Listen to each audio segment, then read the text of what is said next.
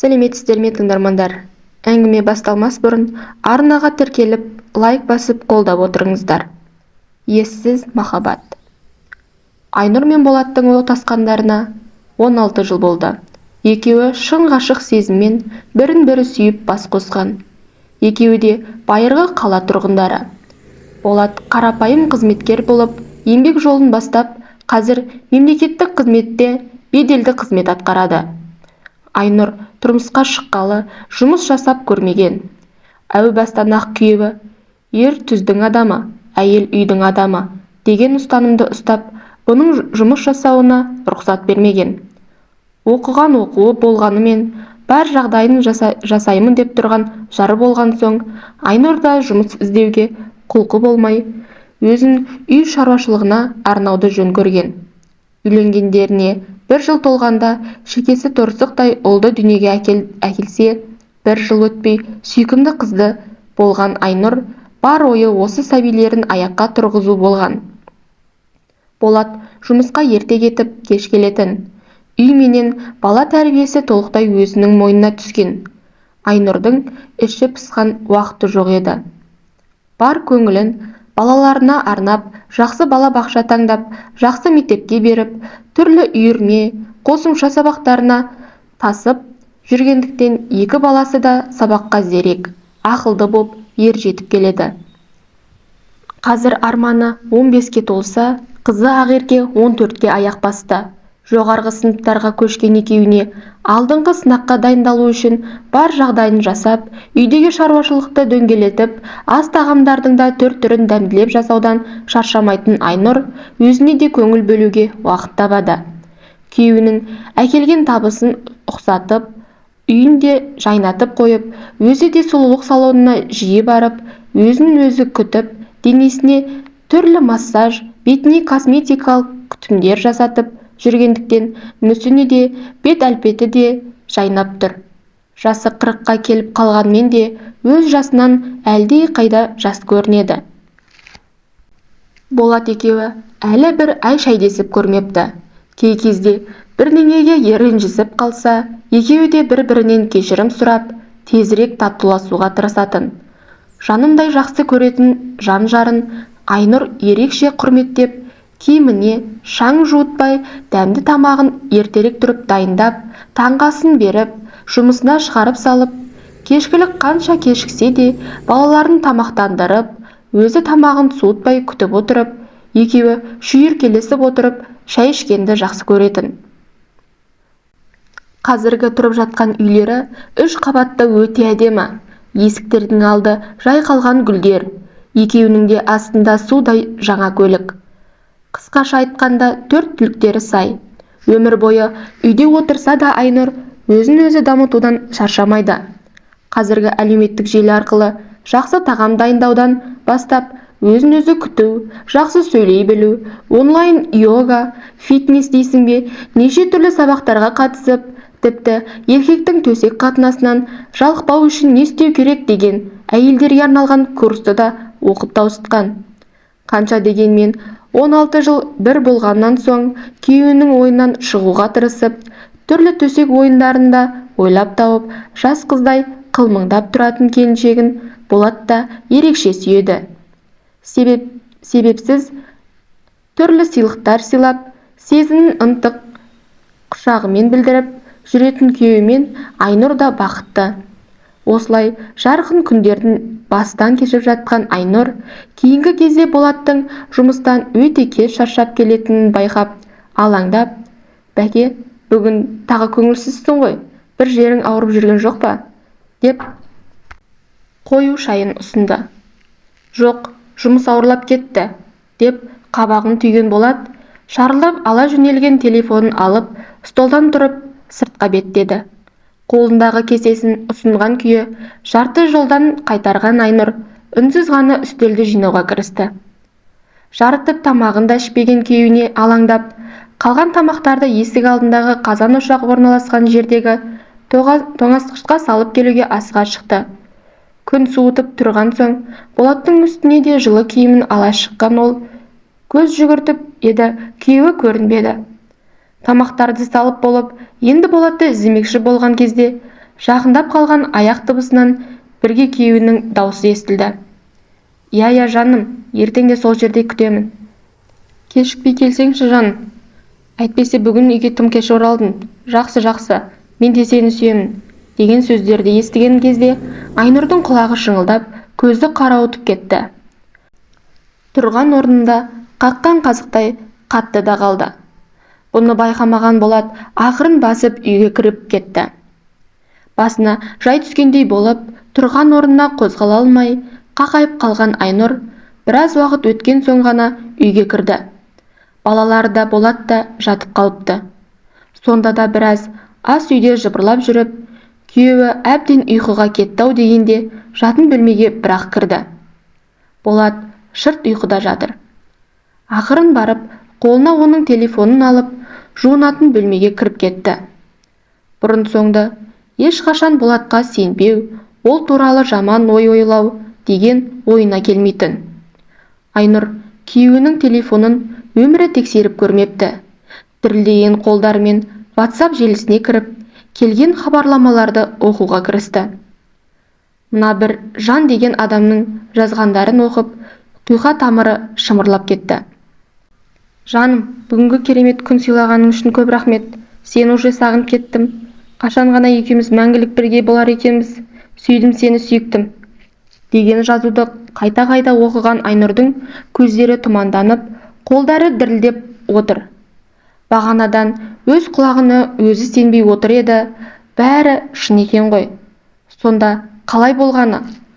Осыған дейін бұны аймалап сүйген, түрлі сыйлықтар сыйлап, шын ғашық деп ойлап жүрген жан-жары сонда қашаннан бері басқа жанның құшағына құлаған.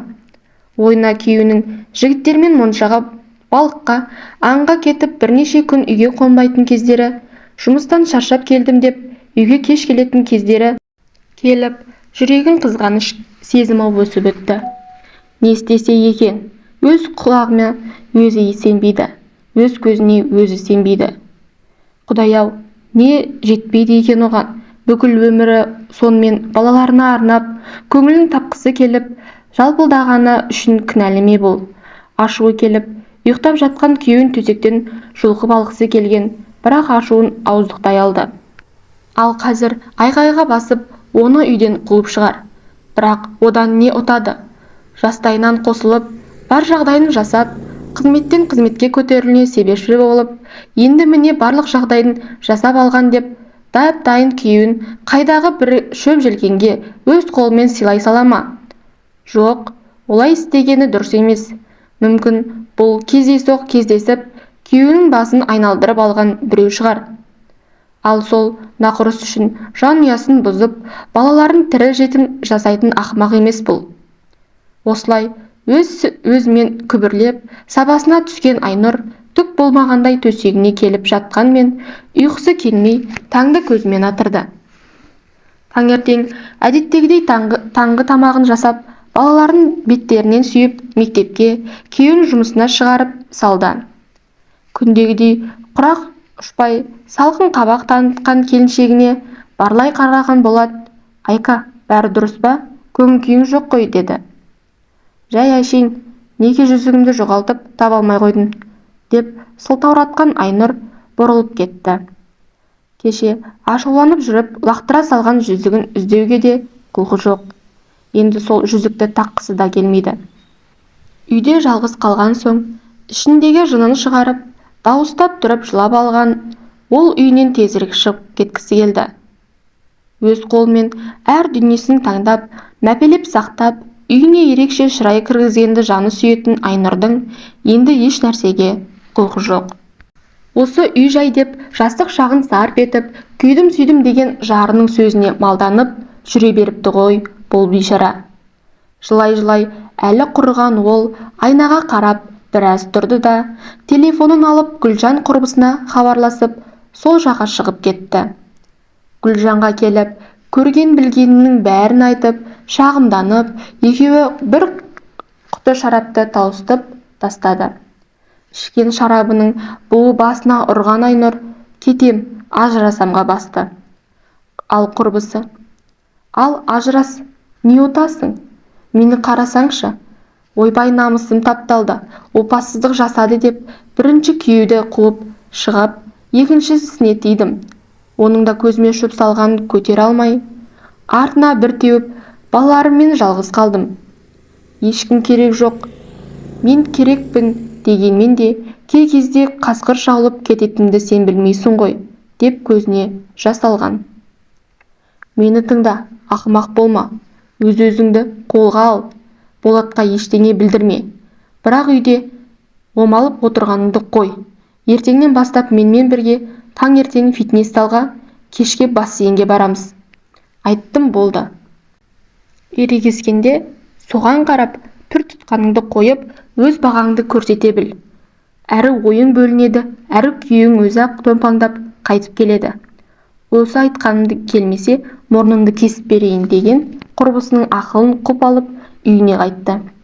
Үйіне келсе, балалары ұйықтап қалыпты. Ал Болат әлі жоқ. Сағат түнгі 11-ден асыпты.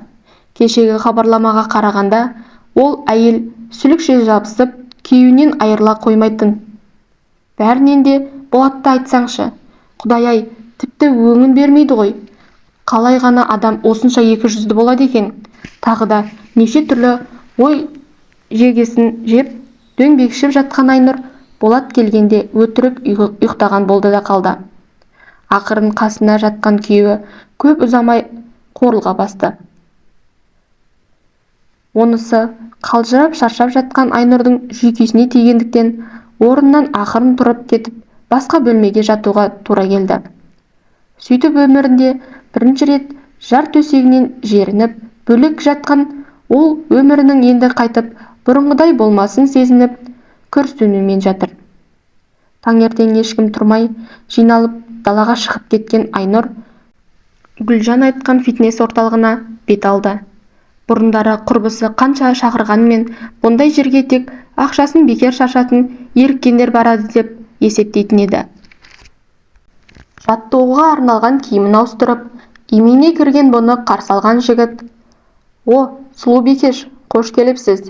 Сізді біздің орталықта көргеніме өте қуаныштымын» деп, осы жердің тәртібімен таныстырып, өзінің бүгіннен бастап бұның жеке жаттықтырушысы болатынын айтқан. «Атым Дархан, қандай сұрақтарыңыз болса да жауап беруге дайынмын» деп күлімсіреген жігітпен бірге түрлі жаттығулар жасауға кіріскен Айнұр уақыттың қалай өткенін сезбей қалды. 1,5 сағат лезде өте шығыпты. Жуынып шайынып, бұл жерден шыққан оның үйге қайтқысы жоқ. Ойланып тұрған оның ту сыртынан келген Дархан: «Айнұр, сіз әлі қайтпағансыз ба? Мына жерде керемет дәмдік кофе дайындайды. Менімен бірге таңғы ас ішуге қалай қарайсыз?» деді. Бұрынғы өзінің жұмағым деп санайтын үйі аяқ астынан өзіне жат болып қалған Айнұр қуана келісті. Әдемі жабдықталған кофеде баяу әуеннің ырғағы құлаққа жағымды естіліп, қанша уақыт ала сұрған көңілі жай тапқандай. Дархан алдамапты. Кофе өте дәмді екен. Қарсы отырған Дарханға барлап қарап қояды. Аққұба өңді, қою қара шашты, тал бойында бір мін жоқ десе де болады.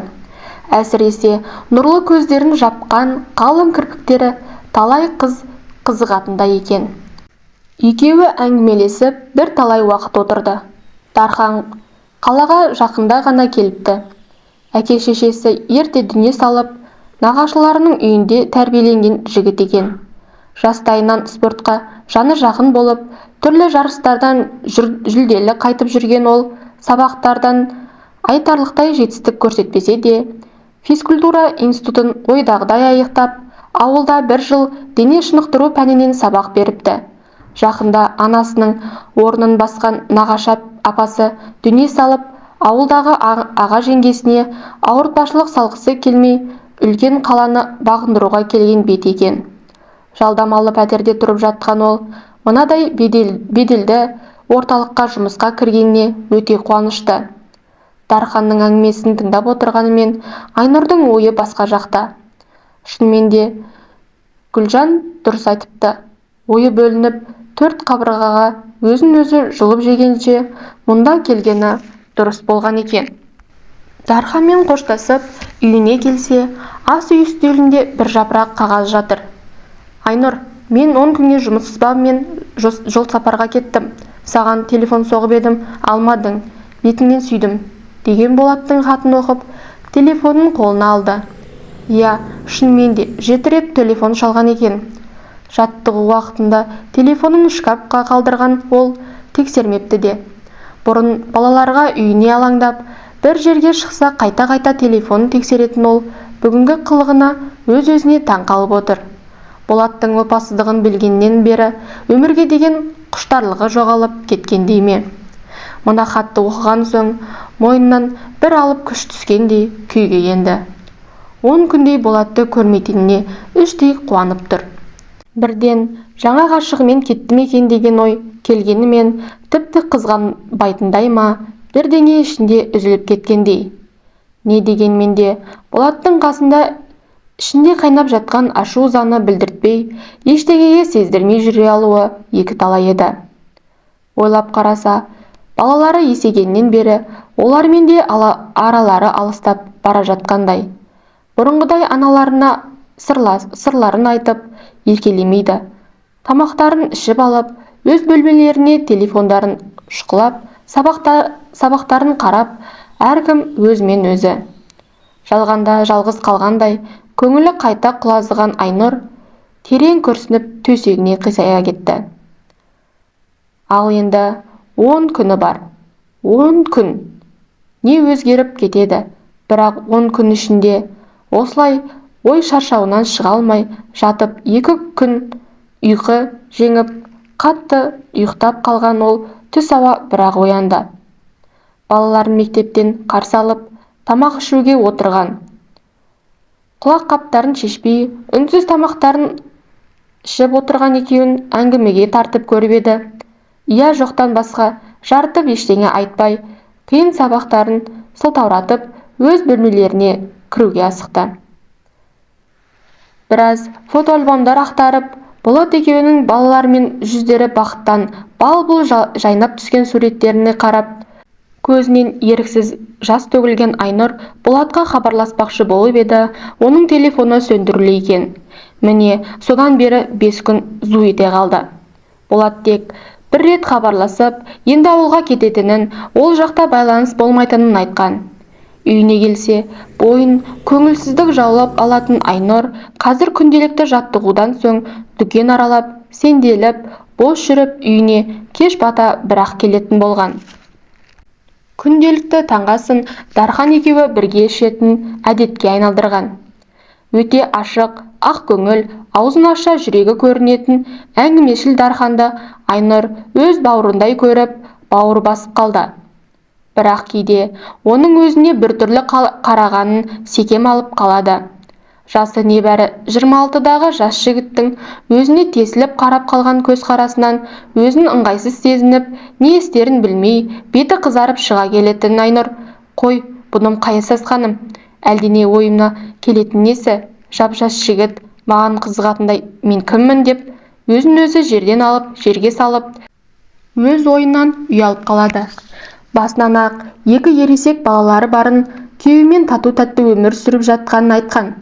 Күйеуіне деген өкпесін жете танымайтын адамға жайып салатын ақымақ емес қой. Сондықтан Дархан оған да жанына жағын апайындай қарайды да. Осылай біраз көңілі тыныштанып жай тапқан. Айнұр бүгінде Дарханның айтқан күлдіргі әңгімесіне шек-сілесі қатып күліп отыр. Шыны керек, осы Дарханмен өткізген уақытында өміріндегі көленсіз жайттар ойынан шығып, жаны серпіліп қалады. Тіпті ол жұмысына кіріп кеткенше, соңынан қарап тұрып, үйіне қайтқысы келмей, шаршағанша жүріп, түс ауа еріксіз үйіне қайтатын болған. Бұрындары өзіне сондай ыстық көрінетін үйі сұп-суық болып кеткендей. Осы жай ойына түсіп кеткен Айнұр күлкісін қойып мұңая қалды. «Түх, Айнұр, сіз бар ғой, кейде құбылмалы сынап сияқтысыз. Біресе жадырап отырасыз да, лезде көңілсіз мұңайып шыға келесіз. Себебі не екен осы құбылыстың?» деп Дархан орнынан тұрып бұның бетінен шымшып алды. Бұндайды күтпеген Айнұрдың беті алаулап шыға келді. Қойыңызшы, Дархан, қайдағын айтпай. Несіне мұңаямын, сізге солай көрініп кеткен шығар, деп бетін ала қашты. Маған осы сіз деп сылғаныңызды қойыңызшы. Мен де енді сенге көшсем қалай болады деп көзін қысқан Дархан қутыңдап қояды. Жарайды, сен дей бер мағанда. Қанша дегенмен де менің жаттықтырушымсың ғой, деп күлімсіреген Айнұрдың көңіл күйі көтеріліп қалды. Айнұр, мен сені бүгін кешке туған күніме шақырғым келіп тұр. Келесің ғой, а? Ой, маған неге ертерек ескертпедің? Бүгін туған күнің бе? Деп сасып қалған Айнұрдың Дарханнан ұсынысын қабылдауға тура келді. Сөйтіп кешкісін балаларына құрбысының үйіне барып, кешірек келетінін айтып, Дархан айтқан мекен-жайға келді. Бұрын-соңды бұл жерде болмаған екен. Сыртынан қарасаң, әдемі көрінбегенмен, жоғарғы қабатта орналасқан мейрамханаға кірген Айнұр көз алдындағы керемет көрініске қарап таңырқағанын жасыра алмады. Көп қабатты ғимараттың шатырында орналасқан мейрамханадан ашылған көрініс керемет-ақ екен. Алыстан мұнартқан таулар мен тау етегінде орналасқан қала шамдары жалтырап, аспандағы жұлдыздармен ұштасып жатқандай. Таза ауада жайылған дастархан бойды елтетін әсем әуен жүрекке сондай жағымды естіледі. Бұған қолын көтеріп, қарсы алуға асыққан Дарханда бүгін ерекше сәнді киініпті. Үстіндегі ақшыл жейдесі мен қою көк түсті шалбары денесіне сондай жарасып тұр. Айнұр, сен келмей қалама деп қатты уайымдап отыр едім. Келгенің қандай жақсы болды.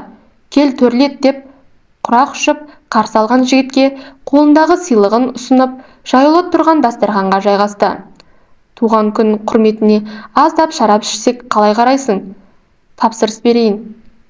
Жоқ, мен көлікпен келдім. Көп отыра алмаймын. Тек сені құттықтап шығу үшін келдім.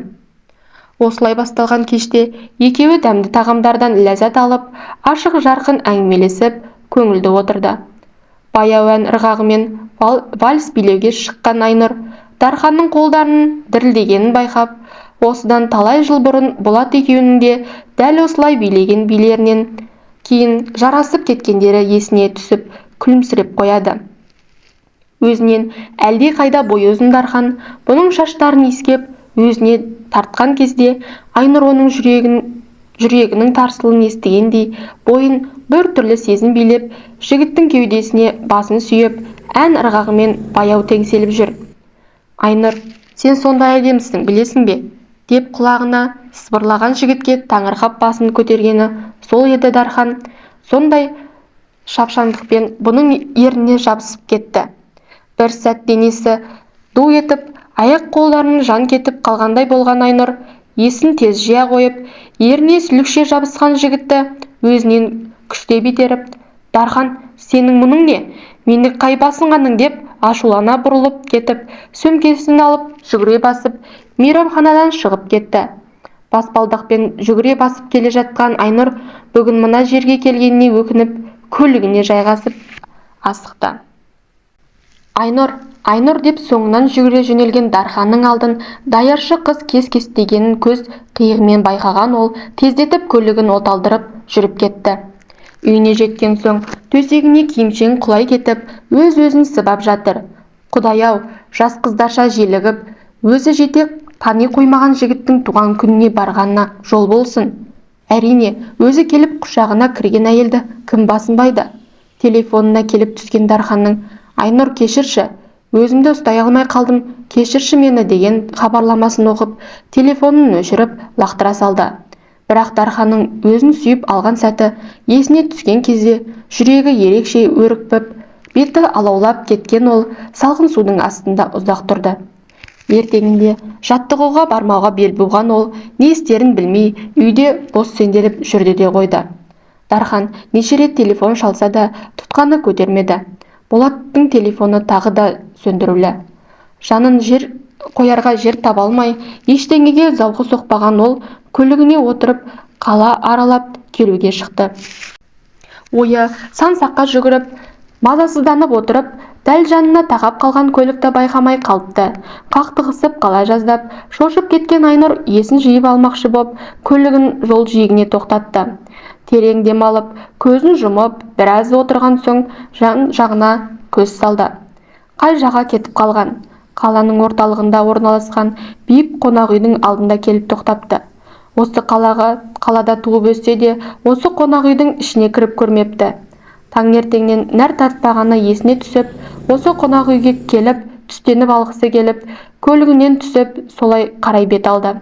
Екінші қабатта орналасқан шағын мейрамханаға келіп, тапсырыс беріп, терезеге қарап үнсіз ойланып отыр. Мына жүрісіне жол болсын. Өз үйінен безініп, көше кезіп, тентіреп жүргені қайсасқаны. Неге кешеден бері өрікпеген жүрегі басылмай, Дарханды ойласа болды, жүрегі тарсылдай жөнелгені несі? Құдай-ай, ол өзінің ұлы Арманнан 10 жасқа ғана үлкен емес пе? Тіпті ол туралы ойлаудың өзі ұят емес пе? Кенет терезеден осы қонақ үйден құшақтасып, әлденені айтып, көңілдене шыққан жұпқа қарап қалған ол көзін уғалай бастады. Жоқ, еш қатесі жоқ. Болат қой. Қасындағы келіншектің құлағына әлденені сыбырлап күліп, белінен қапсыра құшақтап алып, алыстап бара жатқан күйеуіне қараған Айнұрдың астындағы жер қозғалып кеткендей, демі тарылып, көзі қарауытып кетті. Сонда қалай болғаны? Жол сапарға кетті деген күйеуі танауының астында осы қалада нақсүйермен тайраңдап жүргені ме? Не деген опасыз малғұн еді? Ішіндегі ашу-ызасы бетіне шығып, қызарып кеткен Айнұр даяшының әкелген тамағына да қарамай, қалтасынан бір уыс ақшаны санамай тастай салып, жүгіріп көлігіне отырды. Болаттар кеткен жаққа қанша қарағанымен олар көзіне көрінбеді. Машина рөліне басын қойып, шарасыздықтан еңіреп жылап отырған Айнұрдың ойын шырылдаған телефон бұзды. Дархан ғой. Таңертеңнен үздіксіз телефон шалған Дарханның нөмеріне қарап отырып, тұтқаны көтерді. Айнұр, өтінен тұтқаны қоймашы, кешірші мені, ақымақтық жасаппын. Қалай болғанын өзім де ұға алмай қалдым. Жан ұшыра жылдамдатып сөйлеген Дарханды тоқтатып, саған өзім хабарласамын деп тұтқаны қойды. Көз жасын сүртіп, айнаға қарап, қызарып кеткен бетін опалап, біраз отырды да, шешінмен түрде қонақ үйге кіріп, Болаттың жатқан нөмерін сұрап біліп алды. Қонақ үйдің есігінен көзін алмай, 2 сағат отырған ол, көп адамның ішінен алшаң басып келе жатқан күйеуін жазбай таныды. Қасында күлімдеп келе жатқан келіншектің де өңі таныс сияқты. Бір жерден көргені әбден анық. Толықтау денелі, шашы иығына түскен, әкетіп бара жатқан әдемілігі де шамалы. Қанша жыл отасқан жан-жары мен балаларын ұмытып, құшағына құлайтындай не сиқыры бар болды екен бұл сылқымның. Лықсып келген ашуын әрең тежеп, екеуі есіктен кіріп кеткеннен соң 10 минуттай қимылсыз отырған Айнұр жүгіре басып бағана біліп алған нөмердің есігін қақты. Бұл кім? Кешіріңіз, сізге хат тастап кетті, деді даусын өзгертіп. Есікті ашқан белінен жоғары жалаңаш күйеуіне ашу-ызаға толы жанармен қарап қалған Айнұр, қара бет опасыз деп тістене сыбырлап, бетіне былш еткізіп түкіріп, бұрыла сала жүгіре жөнелді. Айка, тоқташы, деген күйеуіне қайрылып қарамады да, жүгіріп келіп көлігін оталдырып орнына ұша жөнелді. Айка, тоқташы, деген күйеуіне қайрылып қарамады да, жүгіріп келіп көлігін оталдырып орнынан ұша жөнелді. Бірталай көшені басып өтіп, ызғытып келіп бір жерге келіп тоқтаған соң ғана өкіріп жылап жіберді. Телефоны үздіксіз шырылдауда. Бір қарап еді, Болат екенін көріп лақтыра салды. Көз алдына манағы көрініс қайта келіп, өксігін басалар емес. Төсекте керіліп отырған келіншекті де жазбай таныған. Күйеуімен бірге жұмыс істейді. Бірнеше рет отырыстарда да бірге болған. Қателеспесе, ол да үйлі баранды еді ғой. Бұнымен жақын құрбысынай әңгімелесіп, Болатты мақтап, құрметтейтінін айтып, қылымсып отырған түрі есіне түсіп, сығырданы қайнап кетті. Қалайша ғана дәті бар екен. Қанша адынан бері екеуі бірге. Тіпті сол отырыстың өзінде бетіне күліп қарап, ішінен мұны мазақ етіп отырғаны ма? Сансыз сұрақ жүйкесін жегідей жеп, өзегі өртеніп барады. Біраздан соң Айнұр бір шешімге келгендей телефонын алып Дарханға: «Сен қайдасың?» Иә, ол жерді білемін, қазір келемін деп тұтқаны қойды. Қайта-қайта Болат телефонын шала берген соң, телефонын өшіріп тастап, көйлегін оталдырды. Дархан өзін кінәлі санап, қипақтап есі шығып тұр. Бұның жылап-жылап ісіп кеткен көздеріне қарап, «Айнұр, бәрі дұрыс па? Өңің кетіп қалыпты ғой, не болып қалды?» деді алаңдап. «Ештеңе де дұрыс емес», деп басталған Айнұр ішіндегі қайнап жатқан сырын бірақ ақтарып тастады. Іші босағанмен көңілі жайланар емес. Жанының қоярға жер таба алмай отырған оны құшағына қысқан Дархан. «Мынадай қалпымен қалай көлікті өзің жүргізіп келдің? Жүр, мен сені үйіңе жеткізіп тастайын. Бірдеңеге ұрынып қаларсың», деді жаймен.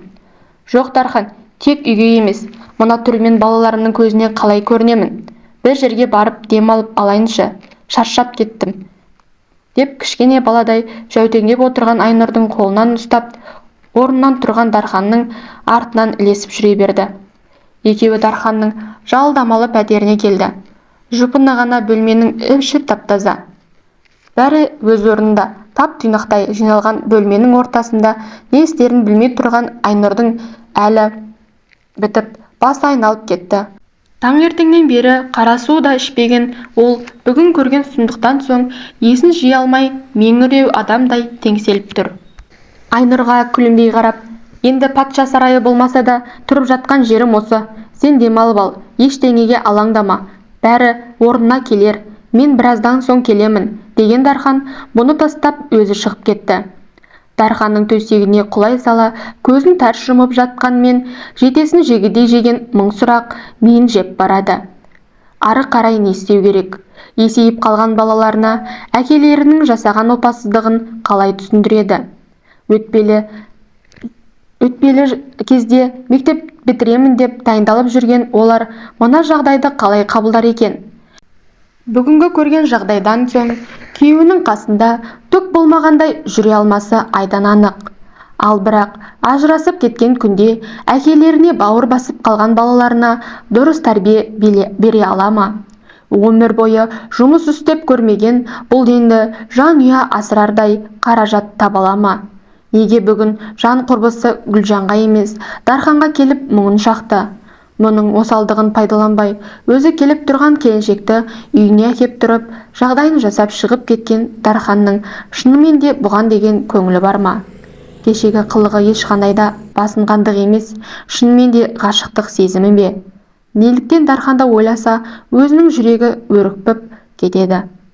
Мұның да жүрегінде оған деген сезім ұшқыны оянып үлгерді ме? Жауабы жоқ мың сұрақтан қалжырап ұйықтап кеткен Айнұр оянғанда күн ала көлеңке болып кеш батып қалыпты. Анадай жерде дастархан басында отырған Дархан мұның оянғанын көріп, қасына келіп, құшағына алды. «Қалай, кішкене демалып жеңілдеп қалдың ба?» «Дархан, кешірші мені. Өз мәселемен сенің мазаңды алғаным дұрыс болмады. Кеш болып қалыпты. Мен қайтайын. Балалар алаңдап отырған шығар». Екі қолымен бұның бетін ұстап, өзіне қаратып алған Дархан: «Айнұр, мен сені алғаш көргеннен ұнатып қалдым. Кешегі қылығым да сені басынайын дегенім емес, шын жүрегімен шыққан талпыныс.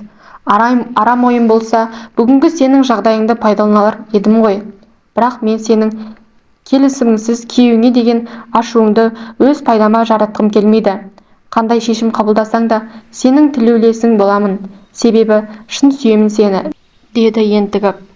Ыстық демі бетін шарпыған жігітке таңырқай қараған Айнұр, оның жасына сай емес байсалдылығына тәнті болып құшағына құлай кетті.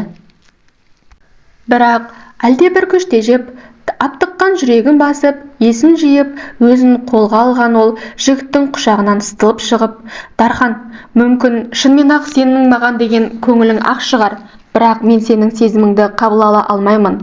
Арамыздың 13 жас екенін ұмытпа. Мен сені жанашыр бауырым бар деп есептейтін боламын. Одан артық менен ештеңе талап етуінің өзі ұят. Алда не боларын өмір көрсетер.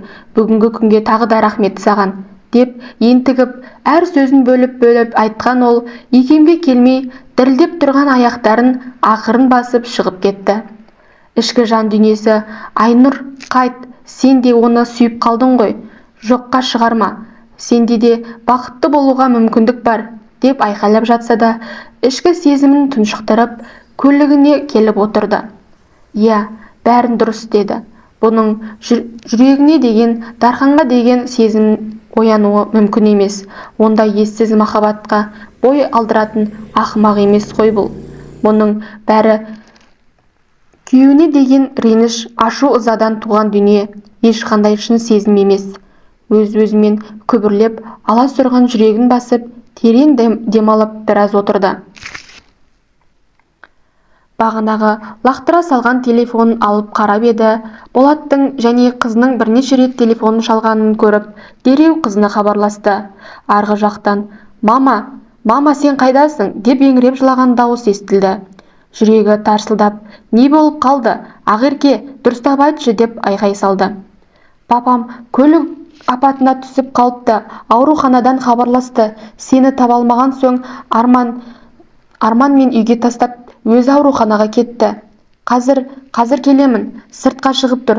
Бірден ауруханаға кетеміз» деп асығыс көлігін оталдырды. Аурухана дәлізінде абдырап есіп шығып тұрған ұлы жылап жіберіп құшақтай алды. «Мама, қайда жүрсің?» «Машинам істен шығып, телефонның қуаты өшіп қалыпты. Не дейді, папаңды көрдің бе?» «Жоқ, отаға алып кетіпті. Әлі ешкім шыққан жоқ. 1 сағат болды». Екі баласын құшағына алып, беттерінен кезек-кезек сүйіп, алаңдамаңдар, бәрі жақсы болады деп алдаусыратып қойғанымен көңілі алай-дүлей. Қанша иттік жасаса да, 16 жыл отасқан жары балаларының әкесі емес пе? Шын көңілмен Аллаға жалбарынып, күйеуінің аман қалуын тілеп отырғанына біраз болды. Үрпиісіп, әкелерін уайымдап отырған балаларына қарап, өзінің Болатқа жіпсіз байлаулы екенін ұғынды. Ота бөлімнен шыққан дәрігерге жүгіріп барып, зор үмітпен қарап тұрған үшеуіне: «Біз қолымыздан келгенін бәрін жасадық. Жағдайы өте ауыр. Ендігі жағдай науқасқа байланысты.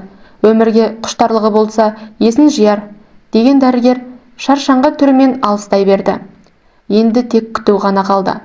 Қолдан келер қайран болмаған соң, балаларын үйге қайтарып, жан сақтау бөлімінің алдында күзетіп отырған Айнұрға Дархан хабарласты. Болған жайды баяндап, енді өзін мазаламауын өтінген Айнұр бәрін ұмытып, өмірін жаңа парақтан бастауға бел буды. Тек Болатты аман қалса болғаны. Балаларының бақыты үшін бәрін кешіреді, тек қана есін жиса екен. Осылай жабулы есікке жалтаңдап, жалбарынып отырып, таңды көзімен атырды. Бір орында қозғала алмай отырғаннан денесі үйіп, белі сынып барады. Бір кезде анадайдан өзіне күлімдеп келе жатқан Дарханды көріп, таңырқағанын жасыра алмай: «Сен қайдан жүрсің? Таңғы 6 ғой» деді. «Саған тіспасар ыстық шай алып келдім. Кешеден бері нәр тартпаған шығарсың. Кеше бауырым деп кетіп едің ғой. Осындайда іздемесем, несіне бауыр боламын» деп көзін қысып қуытындап алған жігіт лезде салмақтанып: «Айнұр, бәрі жақсы болады, уайымдай бермеші» деп жанына жайғасты. Әкелген тамағын жегізіп, термосқа құйып әкелген қою күрең шайын ұсынған жігітке риза болған Айнұр да шаршағаны басылғандай, көңілі жадырап қалды. Екеуі әр нені айтып, күбірлесіп, есікке жалтаңдап қойып отыр. «Мама, папам қалай?» Дарханмен сөйлесіп отырып, қастарына келіп қалған қызын байқамай қалыпты. «Ақерке, сен қайдан жүрсің? Сендерге өзім хабарласамын деп едім ғой. Сабағың қайда?» деп сасып қалған Айнұр орнынан атып тұрды. «Сабаққа дейін саған соғып кетуге келдім. Папамды уайымдап ұйықтай алмадым. Саған тамақ алып келдім» деп Дарханға сұраулы көзбен қарап тұрған қызына: «Әзір ешқандай өзгеріс жоқ. Есін жиса айтамыз» деген. «Гаухар апайың тамақ беріп жіберіпті. Танысып қой, мына кісі Дархан ағаң, Гаухар апайың бауыры» деп өтірік айтқанына ұялып, қызарған өңін көрсеткісі келмей бұрылып кетті. «Сен алаңдама, сабағыңа бар, бәрі жақсы болады. Әкең оянғанда бірден сендерге телефон соғамын» деп қызын шығарып салды. «Сенің осындай ересек қызың бар деген үш ұйықтасам түсіме кірмепті. Шыны керек, сені өзімнен азар болса 5 жас үлкен шығар деп ойладым. Шынымен де өте жас көрінесің. Ал қызың өзіңе тартыпты, өзің сияқты әдемі» деген Дарханға қатқыл дауыспен: «Сен де енді қайт, жұмысына қаласың» деген бұған. Құп болады апай, бірақ өтірік айтқаныңыз жөн болмады, деп жымиған ол. Айнұр, бәрі жақсы болады, көп уайымдама, тамақ ішуді ұмытып кетпе. Сенің бұл жерде отырғаныңнан ештеңе өзгермейді. Біраздан соң үйге барып дем алып ал. Балаларыңа әке ғана емес, шеше де керек екенін естен шығарма, деп үлкен ағасындай ақылын айтып кетуге ыңғайланды. Бұл күні де ештеңе өзгермеді. Есіктен шыққан әр дәрігерге жалтақтап, атып тұрып жандарына жүгіріп барып, бастарын шайқаған соң, салы суға кетіп орнына отырып жүріп, кештің батқанын білмей қалды. Кешкілік Гаухар құрбысы келіп, бұны қарсыласқанына қарамай үйіне алып кетті. Жолай осы 2-3 күнде басынан өткен ештеңені бүкпестен қысқаша баяндап берген бұған. Да, подруга, өмірің Голливуд отдыхает болып кетіпті ғой. Болат, конечно, сволочь, но сенікі дұрыс. Балаға әке керек. Ничо, бәрі дұрыс болады. Болат есін жиса, бірден хабарласады қыздар. Бәрінмен келісіп кеттім. Так что сен қазір бар да ұйықта. Барып проблеманы рет-ретмен шешу керек. И, кстати, мені бауырмен таныстыруды ұмытып кетіп жүрме, деп күліп үйіне жеткізіп тастады. Балаларын тамақтандырып, төсегіне ертеңгі күніне алаңдаумен жатқанмен арсыз ұйқы жеңіп, үзіліп кетті. Осылай тағы да 2 күн өте шықты. Тек 3-ші күні таңертең, апай, күйеуіңіз өз-өзіне келді, 5 минутқа кіріп шықсаңыз болады деген. Медбикенің артынан, бойынан дірілін баса алмай, жан сақтау бөліміне кірген Айнұр бірнеше аппараттар қоршауында сұп-сұр болып жатқан күйеуінің қасына келді. Көнектей болып ісіп кеткен бетіндегі сығырайған көздерінен бір тамшы жас шығып, жарылып кеткен дүрдеген еріндерімен естілер-естілместей сыбырлап, кешірші деген күйеуінің қолынан үнсіз сипалай берді. Болат ауруханада ұзақ жатты, бірақ дәрігерлер оның алған жарақаттарына қарамай өте жылдам сауығып келе жатқанына таңырқап, бәрі әйеліңіздің арқасы, сіз осында түскеннен бері осы жердің тұрғыны болып кетті, апайымыз, деп қалжыңдаған сайын әйеліне мейірлене қарап, көңілі марқайып қалатын ол тезірек үйіне шыққысы келіп, өзі де ерекше төзімділікпен ауруына төтеп беруде тырысты. Соның арқасында тек аяғын сылтып басатыны болмаса, басқа жарақаттарынан құлан таза айығып, ауруханадан шығатын күні де келіп жетті-ау. Аман-есен үйіне шыққанына біраз уақыт болған соң, туыстары да достары да жиналатын болып, Айнұр бар өнерін салып, дастарханын жайып, қонақ күтуге дайындалып, зыр жүгіріп жүр. Қонақтар жиналып болып қалғанда, Гаухармен бірге бір құшақ гүлін құшақтап кіріп келе жатқан Дарханды көріп, Айнұрдың көзі шарасынан шығып кете жаздап, жүрегі алқымына тірелді. Айнұрға гүлдерін табыстаған Дархан Гаухарға ілесіп төргі үйге өтіп кетті. Так, товарищи, минуточку внимания, деп айқайға салып кірген Гаухар Болаттың бетінен сүйіп, ал аман-есен сауығып өз үйіңе оралуыңмен, бүгін сенің 2-ші туған күнің. Құттықтаймын. Бірақ бұл туған күннің менің алтын подругамның арқасында болып жатыр. Солай емес пе, достар? Еще сол кісінің мен сияқты адал достарының арқасында. Вот, сондықтан да мен өзіммен Айнұрға қиын кезде қол ұшын созған өзімнің бауырымды ертіп келдім. Танысып қойыңыздар, аты Дархан, деп өзіне тән еркіндікпен дастарханның басына жайғасты. Ары қарай бәрі қауқылдасып, түрлі тілектерін ақтарып, тәтті тағамдарға тамсанып, көңілді отырыс басталып кетті. Айнұр әрнені сылтаурлатып, ас үй жаққа жүгіре берді. Төргі үйге кірсе Дарханмен көзі түйісіп қалса болды, денесін тоқ соққандай, беті қызарып, абдырап қала берген соң, ол жаққа аяғы баспай қалды. Ас үйге артынан ілесе келген Гаухар: Айнұр-ау, саған не болған? Дарханға қарасаң болды, помидор болып, жас қыздардай асып-сапсып, қаша жөнелгеніне жол болсын, деді құлағына сыбырлап. Гаухар, мұның не? Неге оны мұнда ертіп келдің? Несі бар? Несі? Сені сұрап құлағымның етін жеп бітті. Қызай, кажется, шынымен де сені сүйіп қалған сияқты. Енді ол бейшара сені көріп мауқын басып алсын. Қарағаннан өңің тайып кетпес, деп сықылықтап күлді. Үзіліс кезінде Дарханның қызы Ақеркемен әлденені қызу талқылап тұрғанын көрген Айнұр, мына кештің тезірек өз мәресіне жетуін іштей тілеп, жылдамдатып шай қамына кірісті.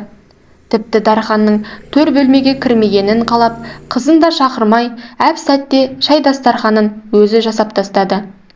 Екінші дастарханды да Дархан жаққа қарамауға тырысып, өтірік күлімсіреп отыра берді. Қонақтары риза болып қайтқан соң, қызы екеуі ыдыстарды жинастырып, ас үй жаққа жүріп алды. Мына қылығына риза болмай, шыдамсызданып, қыздар-ау, ертеңде күн бар емес пе, жатып демалсаңдаршы, деп күйеуі қайта-қайта келгіштей берген соң, қызынан ұялып, еріксіз жатын бөлмеге бет алды. Ақырын келіп, шешіне бастағаны сол еді. Жаным, сені қатты сағындым, қасымда жүрсең де құшақтап құмарымды қандыра алмай қиналып кеттім ғой, деп артынан келіп құшақтай алған Болат, мойнынан, құлағының түбінен иіскелеп, қолдарымен қосанарын умаждап өзіне қарай тарта жөнелді. Мұндай кезде бұрындары балқи кететін денесі Болаттың қолдары тиген сайын шымырлап, домбыраның қылын тартқандай қатайып шыға келді. Оның мына жағдайын байқаған Болат, жаным, бәрі дұрыс па? Не болып қалды, деді, ентігін баса алмай. Болат, не болды деп сен менен сұрап тұрсың ба? Саған не болды? Сен бәрін ұмыттың ба? Сонда сен ана әйелді де дәл осылай аймаладың ба? Бетін ыстық жас жуып, өңешіне тірелген өксіктен демі тарылып кетті. Қойшы жаным, кешірші мені, кешші. Жаздым, жаңылдым, кешірші. Сен мені кешірдім деп едің ғой, деп есі шығып, бетінен, көзінен шөлпілдетіп сүйе жөнелген күйеуінен өзінен итеріп, Болат, сен менің жүрегімді тесіп жібергеніңді ұғасың ба? Сен кешірдім дегеннен сол тесік бітеле қалам екен. Саған сенген көңіліме үңірейіп, сызат түсіргеніңді білесің бе? Кешірдім сені дегенмен оның орны тола қала ма? Сені бөтен әйелдің құшағында көрген көзіңді ұмыту үшін ойып алып тастау қолынан келе ме? Түйсінген миымда өшірердей қауқарың бар ма? Жоқ, Болат, сен мені кешір. Мен қазір сенің құшағыңа кіруге дайын емес екенмін. Балаларым үшін, отбасымызды сақтап қалу үшін тырысып бағамын. Бірақ тек бүгін емес, деп егіліп жылап жіберді. Көз алдында шөгіп кеткендей болған Болат, иығы салбырап, бөлмеден шығып кетті. Жылаған күйі көрпесіне оралған Айнұр теріс қарап жатып қалды. Болат сол беті бөлмеге қайта кірмеді. Таңертең балалар сабаққа кеткен соң екеуі оңаша қалғанда Болат келіп, Айнұр, сенің көңілің қатты жаралғаныңды білемін, түсінемін. Өзімді сенің орныңа қойып, түнімен өкінумен жүрегім өртеніп кетті. Бірақ өкінгеннен қайран бар ма? Түсінемін, шайтан айдап кешпес қателікке бой алдырдым. Қолымнан келсе, бәрін өзгертер едім. Бірақ өткенді өзгерту қолымнан келмейді. Мүмкін мені апатқа түсірген Алла сол қателігімді түзетсін, күмәнімді жуып шайсын деп қайта ұрған шығар. Алла берген мүмкіндікті зая кетірмейінші. Енді өткенге қарап өкіне бермей, алдыңға қарап бірге қадам басып көрейікші, өтінемін. Маған сенші, сенің қадіріңе жетемін. Енді қарай көзімнен жас шығармауға тырысамын, деді көзіне тура қарап. Өзінің бұрынғы Болаты қайта келгендей, жүрегінің түкпірінен бір кішкене ұшқын алаулағандай Айнұр, «Иә, Алла кешіргенде мен кіммін?» деп үнсіз Болаттың құшағына ене берді. Осы әңгіме ұнаған болса, лайк басып, комментарий қалдырып, арнама тіркеліп кетулеріңізді сұранамын. Қош, сау болыңыздар.